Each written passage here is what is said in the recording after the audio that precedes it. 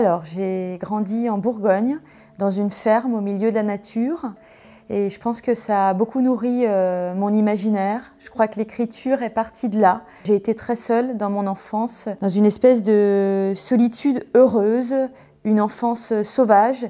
Et j'ai commencé à écrire aux alentours de mes 13-14 ans, encouragée par un professeur de français qui m'a promis une carrière d'écrivain si je lisais beaucoup, si j'écrivais beaucoup. J'ai suivi son conseil et j'ai toujours écrit. La voix du romancier est complexe, semée d'embûches incertaines. Donc j'ai fait des études académiques pour avoir un métier. Et je me suis lancée dans le droit en me disant que ça m'ouvrirait le champ des possibles. Et j'ai fait des stages chez des avocats, chez des notaires. Et j'ai aimé le côté consensuel, pacificateur du notaire.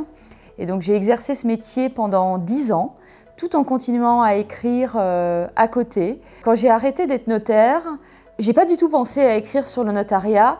Et pendant ma carrière de notaire, à aucun moment j'ai eu l'idée d'écrire sur le notariat. Peut-être parce que j'étais trop dedans, parce que j'étais trop prise par cette espèce de quotidien et j'en voyais pas la saveur ou la magie.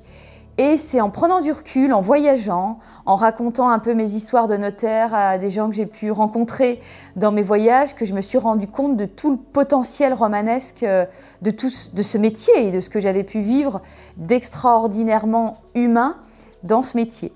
Et donc j'ai commencé à écrire sur le notariat les actes, très loin de la France, en Californie.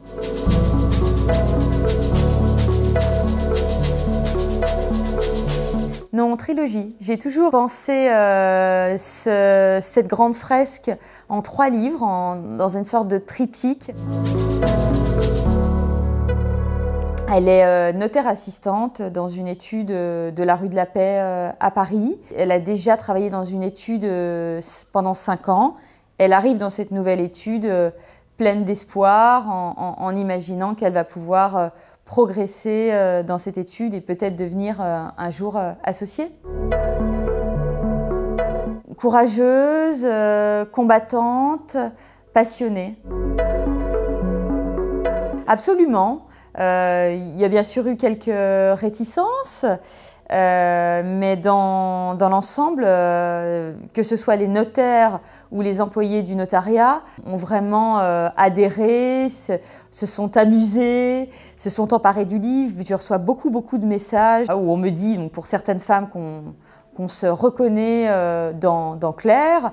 Et puis, de manière générale, je crois que beaucoup se reconnaissent alors, dans les vicissitudes que je peux décrire de cette vie de bureau et aussi dans ce que représente le métier. Je crois que je me suis efforcée d'être au plus proche de la réalité dans ce qu'était l'exercice du métier. Et beaucoup me disent « Ah, enfin, notre quotidien est décrit dans la fiction ». Dans les salons du livre aussi, beaucoup de notaires viennent me voir, au congrès des notaires, bien sûr. Et ça fait plaisir de me rendre compte que je n'ai pas passé sous silence les défauts, les difficultés de ce métier, parfois certains abus, mais que malgré tout, la noblesse du métier est là et il y a un véritable réalisme. Je ne l'ai pas fait pour ça, mais je crois, oui, en décrivant un monde, un univers beaucoup plus moderne qu'on l'imagine, avec voilà, il y a beaucoup de jeunes gens qui travaillent dans les études. Claire est une jeune femme moderne, qui a une vie moderne, qui roule à moto, qui a des tatouages, qui mène une vie sentimentale libre, qui est tout à fait investie dans son métier et qui veut être la meilleure notaire possible, oui, je pense donner une autre image. Et d'ailleurs, on me l'a beaucoup dit. Le Conseil supérieur du notariat m'a même envoyé une lettre pour me féliciter de ça, de ce que je montrais une nouvelle image. Enfin, en tout cas, disons que je casse, je pense, une sorte de cliché qu'on a de ce métier, de cliché poussiéreux, ennuyeux. Et c'est vrai que beaucoup de lecteurs qui ne sont pas du notariat, des libraires, des journalistes et des lecteurs hors notariat me disent « Ah, mais je ne pensais pas que ce métier était aussi palpitant, passionnant. » Donc je suis très heureuse d'entendre ça.